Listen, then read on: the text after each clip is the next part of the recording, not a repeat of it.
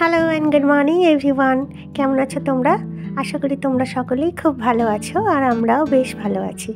আমার আরও একটা নতুন ভ্লগে তোমাদের সকলকে স্বাগত জানাই। এখন বাজে সকাল 7টা আর এখন থেকেই আমি ভ্লগটা শুরু করছি। ভ্লগটার সঙ্গে থাকার অনুরোধ রইল। আর ভ্লগটা যদি ভালো লাগে একটা লাইক ও কমেন্ট করো। আর তোমরা যারা আমার চ্যানেলে নতুন তারা আমার চ্যানেলটাকে সাবস্ক্রাইব করে আমার চ্যানেলটাকে সাপোর্ট করো। এখন আমি ডাঁটা আলু কুমড়ো দিয়ে একটা তরকারি করছি। শুধু 5 ফোড়ন দিয়ে আলু আর কুমড়োটা ভেজে নিয়ে তারপরে যখন হলুদ জিরে দিয়েছি তখন ডাঁটাটা দিয়ে একটু কষিয়ে নিয়ে জল দিয়ে দিয়েছি। আর শীতের সময় তো সেভাবে ডাঁটা দেখতে পাওয়া যায় না, কিন্তু যখনই বাজারে দেখতে পাই তখনই নিয়ে চলে আসি। তবে ডাঁটার কিন্তু এখন খুব দাম, 25 টাকা 30 টাকা করে শ চাই, জানো তো। হাট থেকে আমি ফ্রেশ খয়রা মাছ পেয়েছিলাম। খয়রা মাছ মানে যেটাকে খোকা ইলিশ বা ওই বাচ্চা ইলিশ বলে, সেই মাছ এনেছিলাম। তো ওটা দিয়ে আমি আজকে ইলিশ মাছের মতো আলু বেগুন দিয়ে হলুদ ঝোল করব। আমি জানি না তোমরা কেউ এইভাবে ঝোল খাও কিনা, কিন্তু এটা খেতে কিন্তু খুব সুন্দর লাগে, পুরো ইলিশ মাছের ঝোলের মতো। জাস্ট কালো জিরে ফোড়ন দিয়ে আলুগুলো ভেজে নিয়ে হলুদ আর কাঁচা লঙ্কা দিয়ে তরকারিটা হয়। বেগুনটা আগে ভেজে নিতে হয় আর জলটা ফুটে গেলে মাছ আর বেগুনটা দিয়ে দিয়েছি। আর ঝোলটা কিন্তু আমার হয়ে গেছে। তোমরাও একবার এইভাবে করে খেয়ে দেখো, খেতে কিন্তু দারুণ হয়। সংসারের সমস্ত কাজগুলো গুছিয়ে আমরা একটু বেরিয়ে পড়েছি বাইরে। আমরা এখন মেডিসিন কিনতে যাচ্ছি আর আমরা এখন চলে এসেছি দাওয়া ইন্ডিয়া জেনারিক ফার্মেসি শপের কাছে। দাওয়া ইন্ডিয়া সম্পর্কে তোমরা নিশ্চয়ই অবগত, টিভিতে তো অ্যাড দেখায়, কপিল দেব অ্যাড দেয়, তোমরা নিশ্চয়ই দেখেছো। আর এখানে বিভিন্ন ধরনের সমস্ত মেডিসিনই রয়েছে। শুধু তোমার কম্পোজিশন দেখে এখানে মেডিসিন দেওয়া হয়। ধরো যেমন সিপলা কোম্পানি একটা মেডিসিন বানায়, সেই মেডিসিনটার যে নাম সেই নামে তুমি এখানে খুঁজলে পাবে না, কম্পোজিশনে মেডিসিন খুঁজতে হবে। সেম কম্পোজিশনের মেডিসিন পাবে কিন্তু নেমটা আলাদা থাকবে। এটাই হচ্ছে জেনারিক মেডিসিনের মানে তফাৎ। আর দাওয়া ইন্ডিয়া সম্পর্কে সবাই জানো, তোমরা চাইলে নেটে সার্চ করেও দেখে নিতে পারো। এটা হচ্ছে চাপুরিয়া মোড়, এটা আমাদের বাড়ি থেকে 15-20 মিনিট দূরে। এখানে নতুন খোলা হয়েছে এই দাওয়া ইন্ডিয়া জেনারিক ফার্মেসি শপ। এখান থেকে আমি গত 3 মাস ধরে মেডিসিন নিচ্ছি অতি কম মূল্যে। সকলেরই ওষুধের জন্য প্রচুর খরচা হয়, আর আমার বাড়িতে আমার শাশুড়ি মা আছে যেহেতু, তো ওনার জন্য প্রতি মাসেই ওষুধের জন্য একটা মোটা টাকা ব্যয় করতে হয়। তো সেই জায়গায় যদি আমি একটু কম মূল্যে ওষুধ পাই তো আমাদের খুব সুবিধাই হয়, আর সেই জন্যেই এখান থেকে মেডিসিন নেওয়া হয়। আমাদের প্রত্যেকেরই বাড়িতে কিছু না কিছু মেডিসিন লাগে, আর সেই মেডিসিনগুলো যদি রেগুলার বেসিসে আমাদের ব্যবহার করতে হয় বা প্রয়োজন হয়, তখন সেই মেডিসিনগুলোর জন্য আমাদের প্রত্যেক মাসেই কিছু না কিছু টাকা ব্যয় করতে হয়। আর সেই টাকা ব্যয়ের পরিমাণটা যদি বেশি হয়ে দাঁড়ায় তখন আমাদের একটু অসুবিধাই হয়, তাই না? প্রতি মাসে রেগুলার খাওয়ার ওষুধগুলো যদি কম মূল্যে ভালো মানে এখান থেকেই পাওয়া যায়, তাহলে এখান থেকে নিতে ক্ষতি কী বলো? এখানে দেখো পিওর অ্যালোভেরা জেল পাওয়া যায়, পিওর কফি পাওয়া যায়। যে কফি আমরা দোকান থেকে খাই সেটা কিন্তু পিওর কফি নয়। এই দেখো পিওর কফি, একদম বড় বড় দানা দানা, এটা অ্যাকচুয়ালি পিওর কফি, আর এর দামও কিন্তু প্রচুর হাই। এখানে বিভিন্ন রকমের প্রোডাক্ট পাওয়া যায়, হরলিক্স, পিডিয়াশিওর এগুলোও পাওয়া যায়, কিন্তু হরলিক্সের নামে পাওয়া যাবে না, হরলিক্সটা এখানে হরমিক নামে পাওয়া যায়।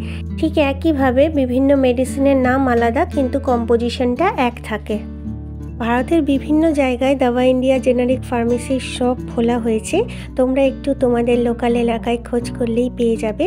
আর এই দাওয়া ইন্ডিয়া জেনারিক ফার্মেসির শপগুলোতে বিভিন্ন রকমের ভ্যারাইটি রকমের মেডিসিনের কালেকশন ওরা কিন্তু রেখে দিয়েছে। অ্যাকচুয়ালি আমার মায়ের বাঁ দিকের পোর্শনের শরীরের হাড়গুলো সব ক্ষয়ে গেছে, তো ওই জন্য ওনাকে অর্থোপেডিক সার্জন ডক্টর কাঞ্চন কুমার সাবুইয়ের কাছে দেখানো হচ্ছিল। তোমরা চাইলে এই নামটা নেটে সার্চ করে দেখতে পারো, উনি খুব ফেমাস ডক্টর। তো ওনার কাছ থেকে ওষুধ খাওয়ানো হচ্ছিল মাকে। তো উনি যে মেডিসিনগুলো লিখছিলেন সেগুলো খুব দামি মেডিসিন ছিল, যেহেতু ওগুলো ব্র্যান্ডেড মেডিসিন। তো ওনাকে জিজ্ঞেস করা হয়েছিল যে কোথা থেকে নিলে এগুলো দামে একটু কম পড়বে। তারপরে নীলরতন হসপিটালের আরেকজন ডক্টরকে জিজ্ঞেস করা হয়েছিল যে এইখান থেকে মেডিসিন নিলে সেই মেডিসিনগুলো খাওয়া যাবে কি না। তো উনিও বলেছিলেন যে হ্যাঁ, এখান থেকে মেডিসিন নিয়ে নির্দ্বিধায় যে কোনো পেশেন্ট খেতে পারবে। এখানকার মেডিসিনগুলো দামে খুব সস্তা হয় আর মানেও ভালো থাকে। তবে হ্যাঁ, এমার্জেন্সি বেসিসে যে সমস্ত মেডিসিনগুলো লাগে সেই মেডিসিনগুলো কিন্তু এখানে পাওয়া যায় না। এগুলো যারা রেগুলার বেসিসে মেডিসিন খায় তাদের জন্য এই মেডিসিনগুলো উপযুক্ত। তারপর আমরাও আমাদের পরিচিত ডক্টরদের সাথে কনসাল্ট করলাম। আমার শাশুড়ি মায়ের যে মেডিসিনগুলো ২,০০০ টাকা কিনতে লাগতো সেগুলো 450 টাকায় হয়ে গেল। অতি কম মূল্যে আমরা এখন মেডিসিন কিনতে পারি। আর জানো তো বন্ধুরা, দাবা ইন্ডিয়া জেনারিক ফার্মেসি থেকে মেডিসিন কিনলে আপ টু 90% পর্যন্ত সেভ হয়। মাঝখানে অনেকটা সময় কেটে গেছে, এখন সন্ধেবেলা, আর সন্ধেবেলা মানেই আমাকে মেয়েকে টিফিন বানিয়ে দিতে হবে। আর যেহেতু হাজব্যান্ডের আজকে ছুটিও বাড়িতে আছে, তাই টিফিন বানানোর তাগিদটা আরও বেশি করে হয় আর কি সন্ধেবেলা। তো ওই জন্যই চলে এসেছি রান্নাঘরে। মেয়ে কিছুদিন ধরে বার্গার খাবে বলে বায়না করছিল, তাই আজকে ভেবেছি একটু সিম্পলভাবে আর হেলদিভাবেই ওকে বার্গার বানিয়ে দেবো। তাই এই মিষ্টি বানগুলো কিনে নিয়ে এসেছিলাম। বার্গার বান তো আর এখানে পাওয়া যাবে না, তাই তো বার্গার বানটা আমি টুকরো করে নিয়ে জাস্ট একটু প্যানের মধ্যে উল্টে পাল্টে সেঁকে নিচ্ছি। তারপরে আলু, বিট, গাজর সেদ্ধ করে জল ঝরিয়ে চটকে নিয়ে সাদা তেলে নুন, মিষ্টি, ম্যাগি মশলা আর পিৎজা মিক্সের মশলা দিয়ে এটাকে কষিয়ে নিচ্ছি, যাতে জলা ভাবটা নষ্ট হয়ে যায় বা কেটে যায়। আর আমি এটা এখানে ওই আলু টিক্কি বার্গারের যে টিক্কিটা হয় তার পুরটাই বানাচ্ছি। তবে আমি এই পুরটা দিয়ে কিন্তু টিক্কি বানাবো না, কারণ টিক্কি বানাতে গেলে অয়েলে আবার শ্যালো ফ্রাই করতে হয়।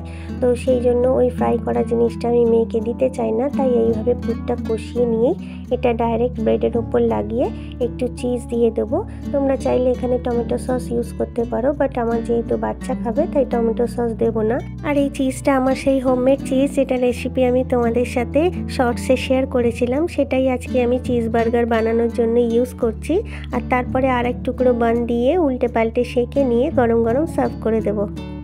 এইভাবে খুব সহজেই কম সময় বাড়িতে কোনো টিক্কি ছাড়াই কিন্তু আমার চিজ বার্গার বানানো হয়ে যায়। আর তোমরাও বানিয়ে দেখতে পারো, খুব তাড়াতাড়ি হয়ে যায়, এর জন্য কোনো টিক্কি বানাতে হয় না। সন্ধেবেলার টাইমটা বাড়ির ছোটদের একটু মুখরোচক কিছু জিনিস বানিয়ে দিলে ওরা বেশ খুশিই হয়। আর আমার হাজব্যান্ড যেহেতু খেতে ভালোবাসে, তো ওকেও বেশ টুকিটাকি এটা ওটা বানিয়ে দিলে ও খুব খুশি হয়। তো এদেরকে খুশি করাটা আমার পক্ষে খুবই সহজ। এই মুখরোচক কিছু জিনিস বানিয়ে দিয়ে এদেরকে খুব সহজেই খুশি করতে পারি। আর এটা আমার শাশুড়ি মায়ের জন্য করে নিচ্ছি, উনি তো চিজ খাবেন না, তাই ওনারটা প্লেন এই পুরটা দিয়েই করে দিলাম। আমার মেয়ে তো আজকে খুব খুশি, যেহেতু ওকে বলা হয়েছে চিজ বার্গার বানিয়েছি। বাড়ির ছোটরা দেখবে চিজ বার্গার, তারপর তোমার মোমো আর পিৎজা এইসবগুলো খেতে একটু বেশিই ভালোবাসে। আর ও ভালোবাসে, ওই জন্য খুব আনন্দ সহকারে খাচ্ছে। আর বর মশাইয়েরও খুব ভালো লেগেছে। তো তোমাদের রেসিপিটা ভালো লাগলে একটা লাইক ও কমেন্ট করো। আর আজকে এখানেই বিদায় নিচ্ছি। তোমরা সবাই ভালো থেকো, সুস্থ থেকো। আবারও দেখা হবে অন্য কোনো ব্লগে।